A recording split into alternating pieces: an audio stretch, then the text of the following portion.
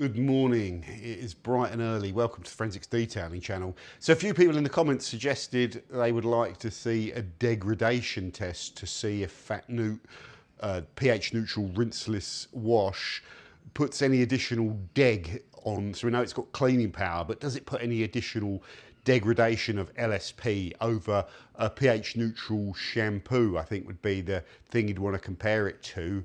If you compared it to an alkaline cleaner like Surfex, that does put a bit of additional deg on. So historically or often I use Gyeon Bathe to test deg because it's just a sort of mild contact wash shampoo and it doesn't seem to mask, and I've used it a fair few times in similar tests as well, which is beneficial. What we've done here is we've got the panel test sealed off. On that strip we've got a sealant, on that strip we got a wax, on that strip we got a sealant, on that strip we got a wax. Okay, these were applied yesterday and they've had full cure, and the panel was all prepped up for the thing. It wasn't polished, but it was panel wiped. There was nothing on it from, it was deg tested last time and it's been sitting outside, so it was just deep cleaned. There's no contamination on it, products applied, you know, all that sort of stuff. The two sealants, oh sorry, the sealant is Just Car Ultra Lock and the wax is Auto Glim high definition wax. Both products seem to offer good, you know, sort of durability, reasonable durability. What I'm going to do for the video is, so I'll take the Gyeon Bathe and just do passes that way, and then I'll take the Phat Neut and do passes that way, and then I'll rinse both products off.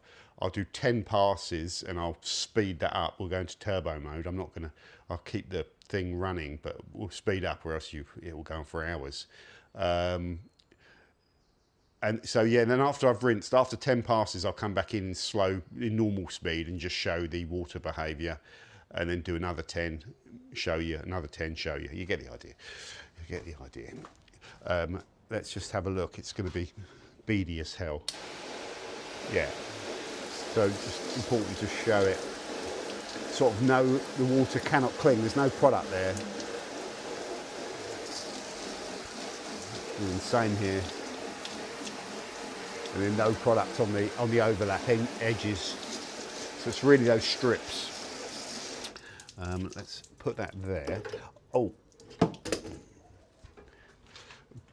Oh Jesus, I need tripped over going backwards. Product ratios, that's at 1 to 500, which is its wash ratio. So I've got 10 mil in 5 litres there, and that one's at 1 to 250, which is the contact wash ratio. So I've got 20 mil. Could you mess around with all these different ratios? Yes, you could. How many tests do you want to do? I'm going to get wet feet doing this. So let's start. And we'll go in, I'll put this at a slight angle so I don't block the camera shot. That's probably the best position. And I'll get started.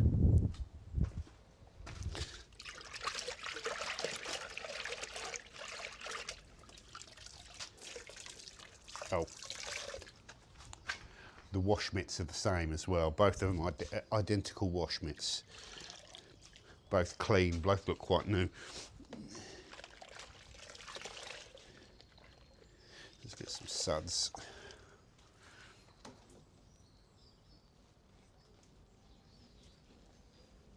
I'll get faster the more I do of this.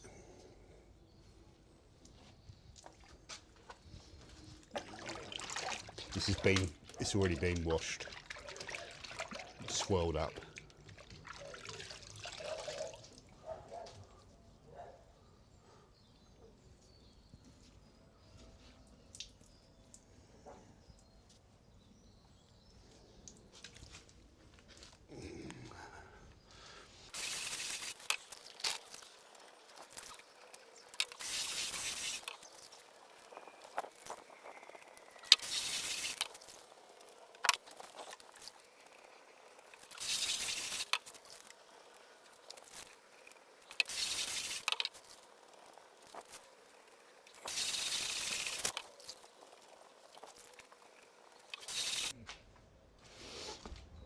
Okay, I think that's 10 passes. The next 10 I'll do the different order, so I'll start there and then go to that one, so that that one gets a little bit more dwell because you're starting there and going there, if you get what I mean. There's a raised tape line to just try and reduce cross contamination. So notice, obviously this is surfactant, it just takes a little bit more rinsing, especially on the sealant, before you get that coming back. So there's a bit of deg on the Jess car, but that's kind of consistent with what I've seen. There's a bit of deg, yeah, I mean, I think it's a bit easier to flood. Seems a bit easier to flood the sealant side. I can't tell the difference with the waxes. Waxes are both still buzzing. But no, I can flood that as well. But it's quite interesting because the rubbing is probably doing more work. It seems to be a bit more beady towards the edge. Right. I'd say it's reasonably consistent between the two. Yeah, the Jess car just is prone to kind of not having that zinging hydrophobicity like the wax, as we talked about. So no real surprises. Obviously, neither one's stripped it. How long should these last? Well, probably north of 50 passes doing this. That would be a good standard. You know, there's so many variables and stuff, it's hard to answer that. Anyway, let's crack on and do another 10.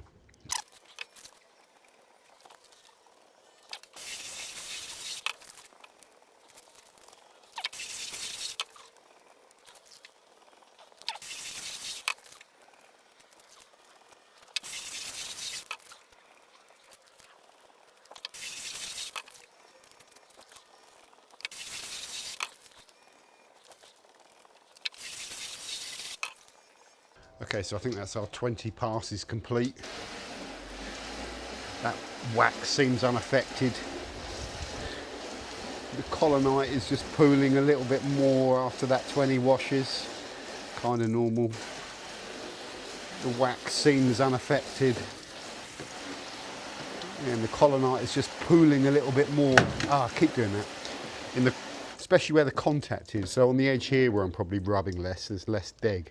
So I think it's rub causing it. And on the edge here there's less deg. So I think most of the deg on that colonite seems to be from rubbing, really. Seems like the wax is a bit more rubbing resistant. So that's 20, everything completely normal so far. How long did I say I think it should last? Maybe 50 washes, I don't know, because of the variables.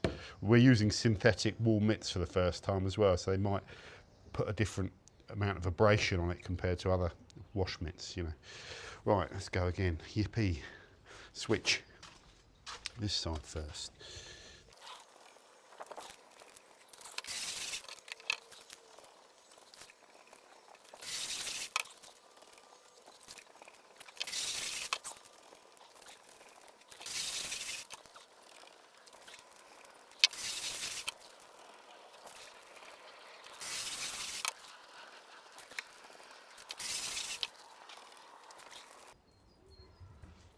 Right, so we're now that's after 30 wash passes, isn't it?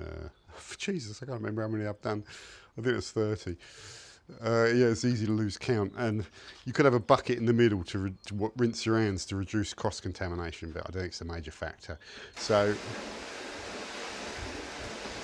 yeah, a bit more deg observable now on the sealant. You can probably see that, it's slowing down. It's still there though. Wax seems more resistant. It's a similar type of deg, it just seems a tiny bit quicker, but nothing really in it. But do you know, some bits are poking through still. No, so they are on that as well, really. I can't really see any major difference between the two. And the waxes are both really good. So we're going to do 10 more to get to 40. And then we'll come back.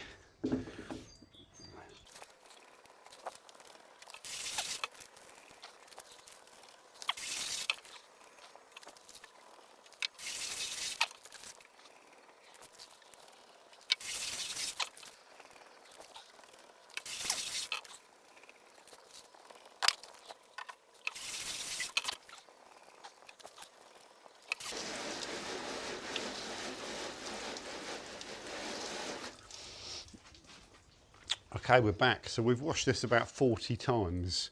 So the wax looks just starting to see a little tiny bit of deg, but pretty zingy still. Actually really good.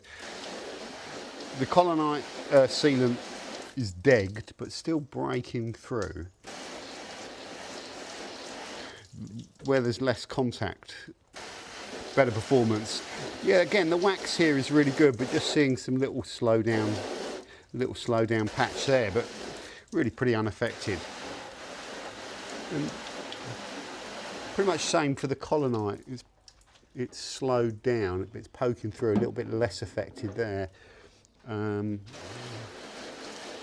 it harder to flood? I mean, that does seem to resist it well. No, they're the same. Can't really see any significant difference between those two.